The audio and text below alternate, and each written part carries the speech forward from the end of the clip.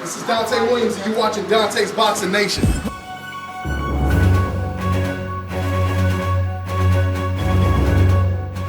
Dante's Boxing Nation, what's going on, guys?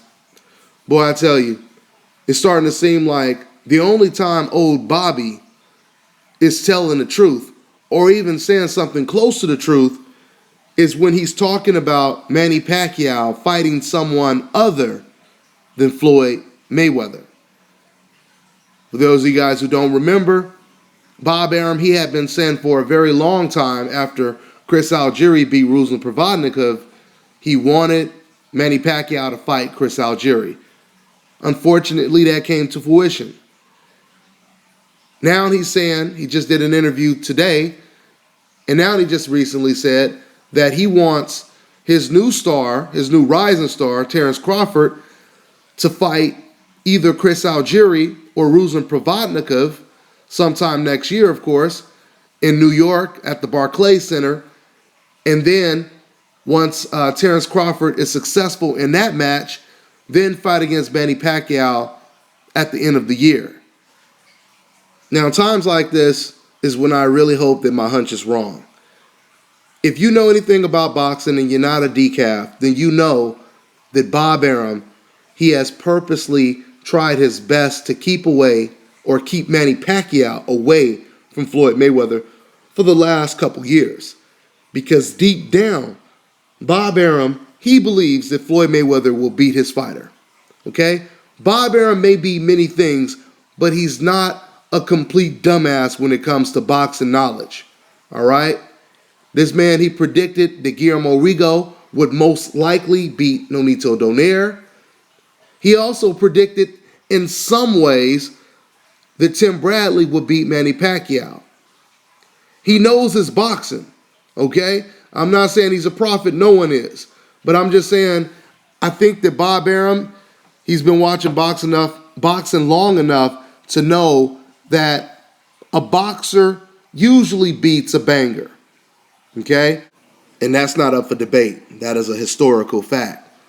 So I'm hoping this doesn't mean that Bob Arum is going back to trying to protect Manny Pacquiao from Floyd Mayweather to try to squeeze more money out of Manny Pacquiao before he loses or possibly loses to Floyd Mayweather. Now, see, this is my whole thing. I truly believe, first of all, there's rumors already. Manny Pacquiao only did 300,000 or 400,000 pay-per-view buys against Chris Algieri. Okay? Manny Pacquiao is already lost a lot of his steam since he got knocked out by Marquez. Since he got knocked out by Marquez, a lot of fans, a lot of casual fans, they believe if this guy couldn't beat Marquez convincingly after 4 tries, there's no way he's going to beat Floyd Mayweather. This is what a lot of fans are thinking. All right? I mean, forget all the dumb shit you see, the dumb comments that you see on the internet. The truth is, Manny Pacquiao is already looked at as damaged goods because of the knockout loss. Now, I don't believe that at all. I think this Manny Pacquiao, even though it was against an opponent that wasn't on his level, but this still did look like vintage Manny Pacquiao to me. To me, that's the exact same Manny Pacquiao that we seen about 6 years ago. All right? Once again, Manny Pacquiao, he's always had his flaws since day one. You go back 4 years ago when Manny Pacquiao first fought Marquez, he still had flaws. You go all the way back to when he fought the Dominican guy and he ended up getting a draw with that guy because that guy was winning rounds against him. That's when Manny Pacquiao was young. So you can't say that, he's past his prime. He's still making the same mistakes that he made back then. He makes them today. Remember, he got knocked out in his prime. Okay? He got knocked out at a time when a lot of great fighters don't get knocked out.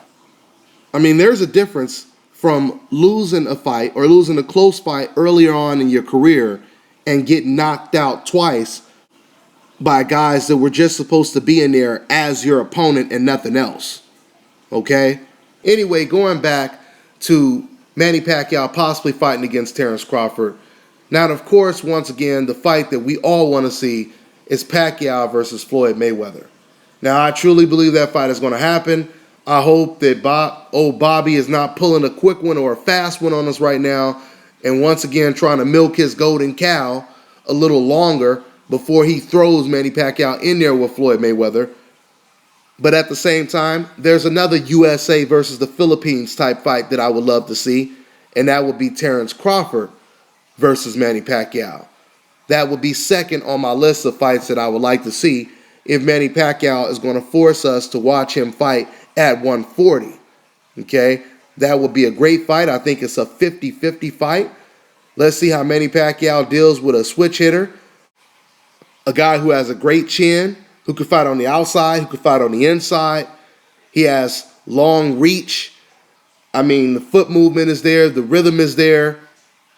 It would be a very, very competitive fight, okay? Not only that, but this man, Crawford, he deserves to be in the ring with Manny Pacquiao.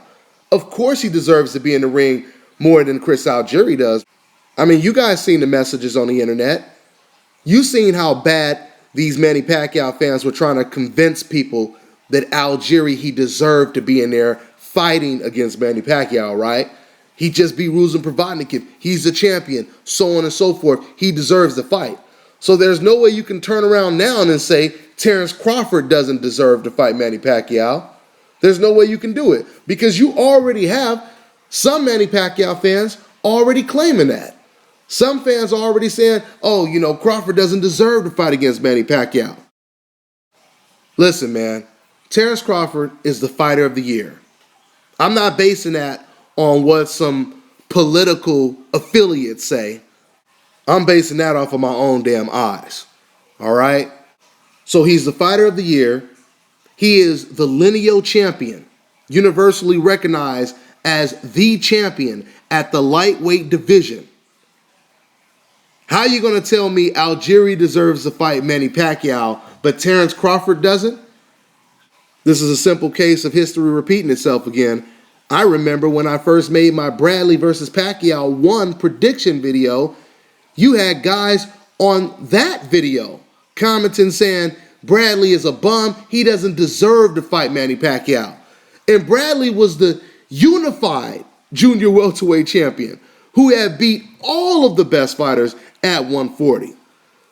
What these Manny Pacquiao fans really mean when they say this guy doesn't deserve to fight Manny Pacquiao, what they really mean is they don't want this guy to have the opportunity to beat Manny Pacquiao.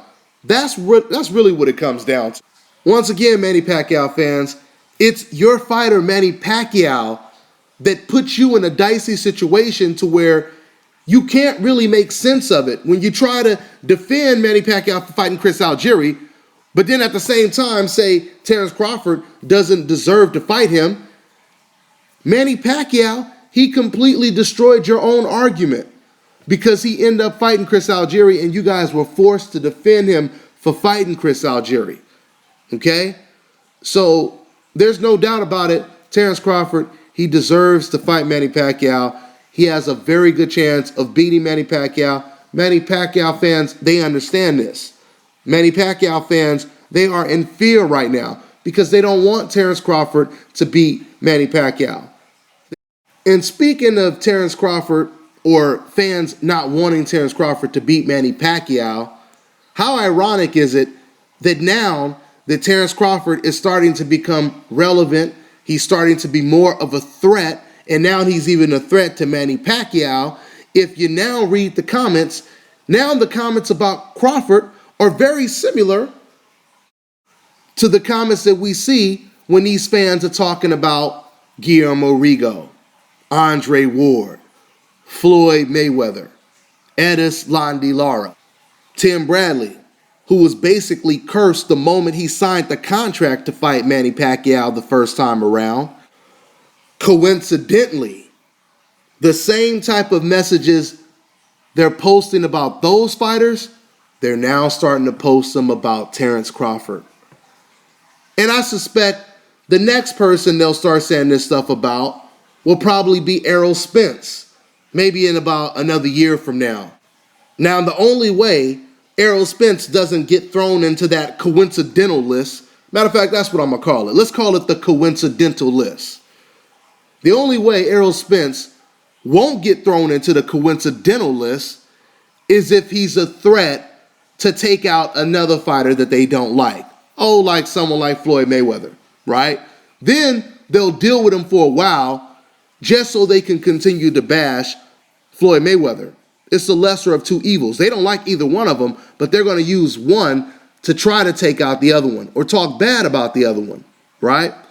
Now, as soon as someone like a Floyd Mayweather is out of the picture and Errol Spence, he becomes a threat to some other new fighter that they like, right? Some new Juan Marquez, some new Manny Pacquiao, some new fighter like that, that's when they start talking bad about Errol Spence. Trust me, man, I know how the game goes. I know exactly how the game goes. I'm way too fucking smart for this shit. And I'll tell you one thing right now.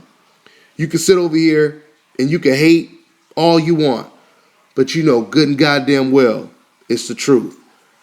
And that's why they say the truth hurts. Because it ain't something you always want to hear. Especially when you're an ignorant ass decaf. That's all I got. I'm on to the next one.